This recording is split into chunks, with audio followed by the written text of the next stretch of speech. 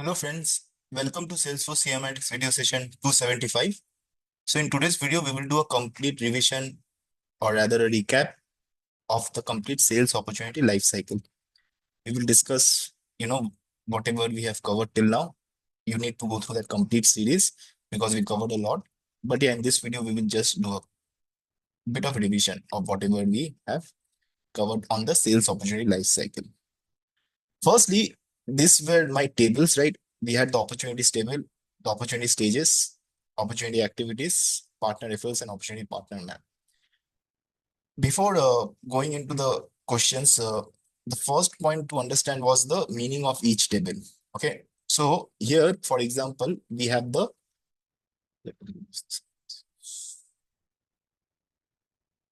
okay.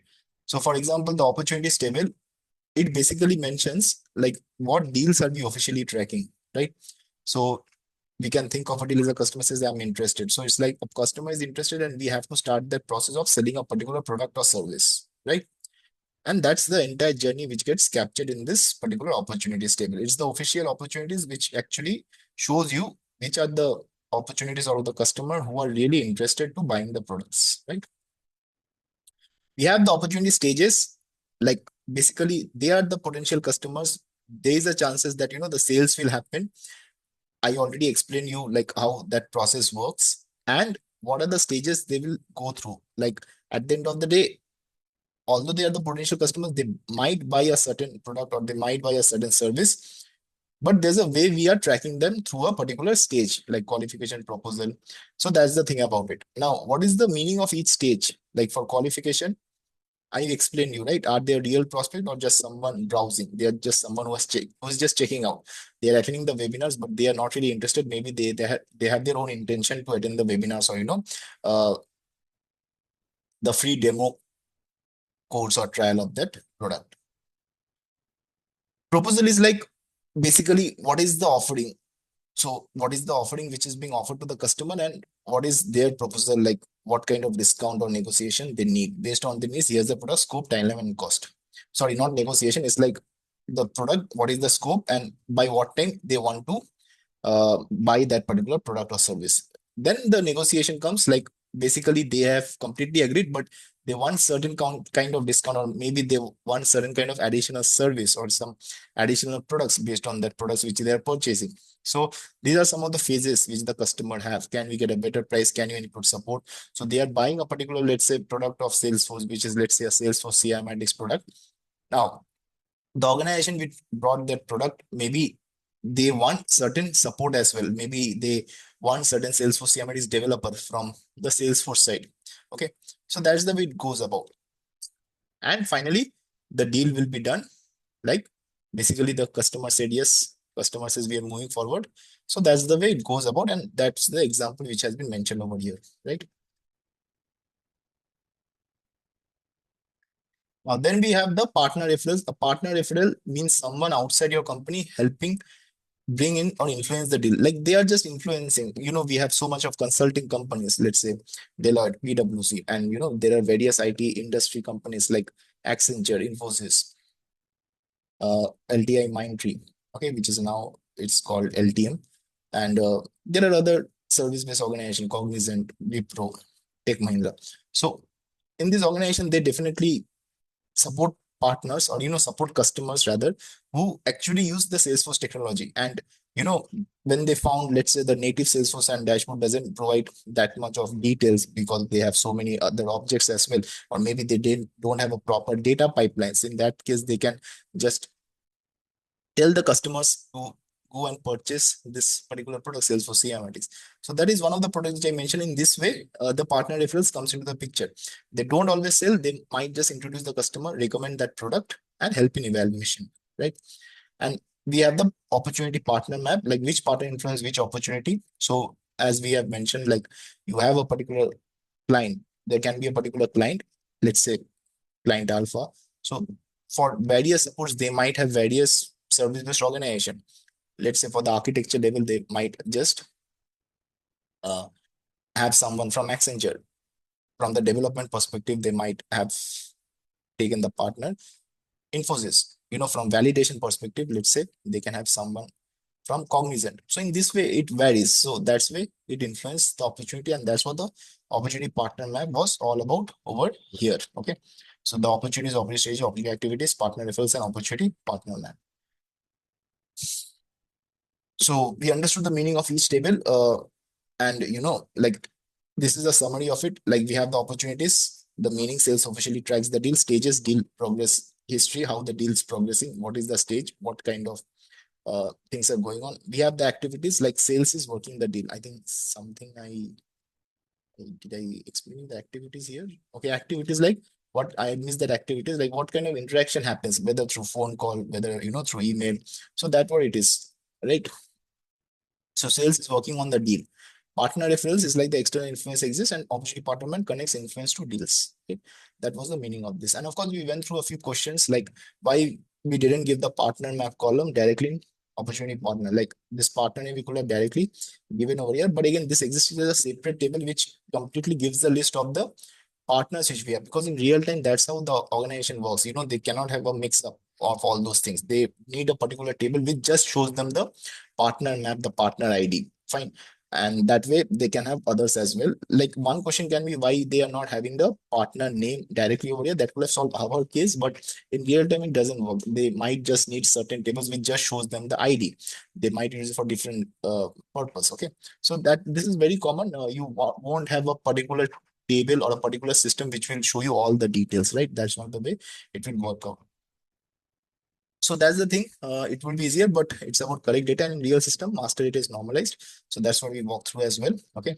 Then there could have been other questions like why can't one partner do everything all the time? I mean, that's not the way business works. We all know it. One client can have multiple services organization. In case it's a huge client, it's a big client. Of course, if you are starting on a ground level, that could be a different story. But for a huge organization, they will have multiple partners. Okay, that's the thing. I gave you the reference of a doctor over here.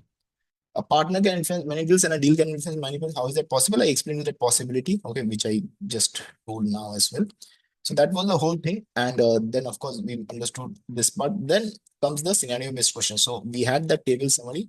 So at the end of the day, this is my complete table: opportunities, opportunity activities, partner referrals, and opportunity partner map.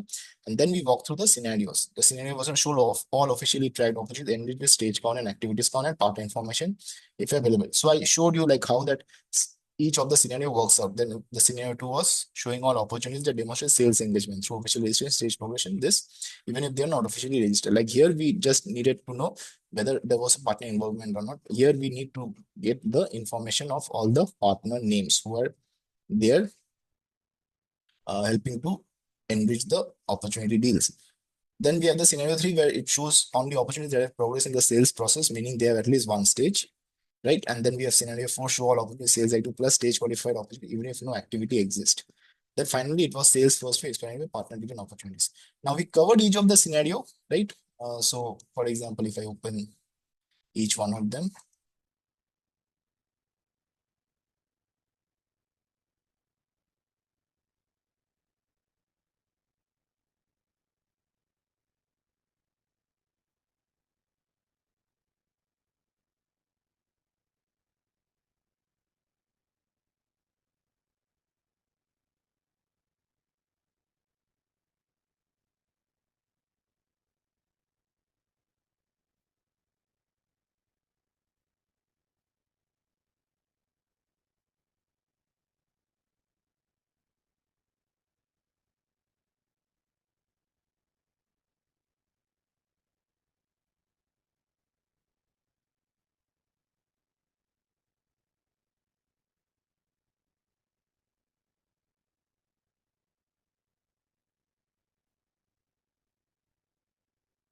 okay, so I've opened the SAQL mode for each one of the scenarios. So we learned, right, how each of the scenarios will work out.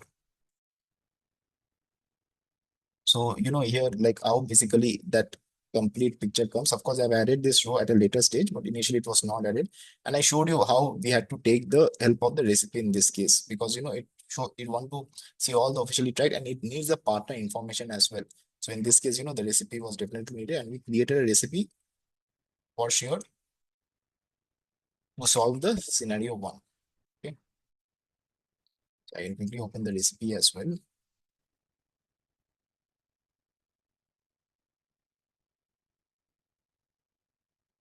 So this is how we structure the recipe, because at the end of the day, to need the partner map, we first had to ensure we connect the opportunity partner map, partner referrals, because when we connected this two, we finally got the partner name for each of the opportunity ID. That was the main intention at the end of the day, because this being my uh, master table, we had to ensure we did a lookup with the resultant of this with this the opportunities, and that's what we did over here. We took the partners or partner opportunity map, we joined it via lookup, and finally we took the opportunity sales lifecycle, and opportunity sales lifecycle was on my left because that's the master table, and finally we got the opportunity and partner name. I took a separate data set from here just to help you understand, like on certain cases when we didn't add this row added, okay, this row was not added, like one particular op id was not having multiple partner id. In that scenario, I also explained you like how with the help of this data set and all the other data sets which we uploaded from that excel sheet, how that could have been solved as well, okay. But overall, like we needed, I think we already, I also have that, yeah, I think this one, yeah. Yeah, this is the first one, right? So here, of course, I took the example of op ID and partner name, and I didn't take this example of opportunities partner attached, but I also explained you like how with that opportunity, uh, like the final data set which is coming from the recipe, we can also solve that. So here, I think I have taken the opportunity with partners attached, which is the final data set, which is combining all the three tables: opportunity, partner map, partner referrals, and opportunities. Okay. So this was the SQL for that scenario one, right? So we of course understood this whole thing, and then we also understood how we can solve the scenario two, right? Now, of course, one thing with scenario one, we also understood the difference between join in recipe and the co-group in SQL. This one is very important. Like SQL is at the end of the day grouping engine and not a relational join engine. That is very important to understand. It's intentionally designed to prevent row explosion. You cannot explore the rows in SAQL. You cannot expect to do that. You have to take the help of recipe to explode any rows to ensure that you need certain rows in a different way. That has to be done on the recipe side, because the problem is like when you go to that SAQL and if you have the intention of finding the partner name, that won't be possible, because once you apply the co-group, you have to fetch it. It appears to be as a bag, and on the final resultant generation of statement, you have to use the word first, specifically for dimension. Had there been a measure, it could have given you the summation or whatever mathematical calculation you needed to do. But to specifically ensure you pick one of the dimensions, which is in this case the text, it becomes difficult to do via cogroup. There we definitely have to go for recipe. We have to ensure that we separate it row wise, and finally whatever results is needed, we get that. Okay. So in that case, like we had one particular partner working for both the opportunities. That was not possible. If because here we only had partner ID, right? If we did a co-group, I already showed you like how that was not possible to do. So that's an important lesson which we learned via this scenario one. SQL cannot create rows, recipe can. SQL collapses many to many, recipe can expand many to many. So whenever there's a condition to where you're working with certain tables which have a many to many relationship, that's where recipe has to definitely come into picture. It fixes the structure, it fixes meaning, like whatever kind of summation or any kind of thing you needed, where it's a many to many relation, you can get via SQL. But if you need the details of that, if you need the, for example, one particular opportunity is having multiple partners, you want to fetch that partner names, or you want to fetch the partner ID specifically, because the ID will be dimension and we are using it. You have to go for recipe in that case to ensure you kind of segregate into different rows. Okay. So that's the thing.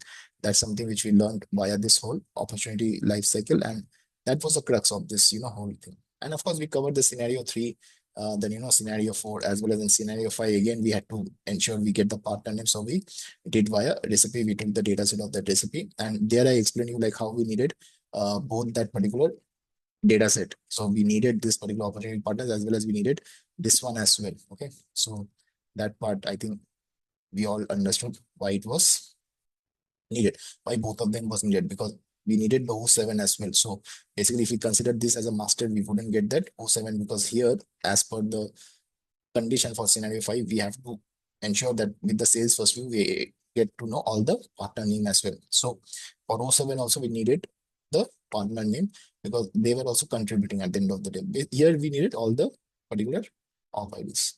So yeah, that was it about this. Just to give you a quick recap of this sales opportunity life cycle. And yeah, we will meet very soon in our next video. Thank you.